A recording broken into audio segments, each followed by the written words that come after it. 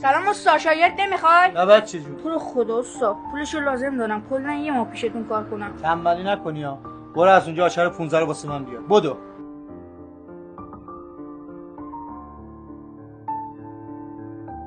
پسر حقوق تو ریختم همون شماره کارتی که داده بودی. بر بده پدر مادره. الکی جای خرج نکنی ها. مرسی استاد.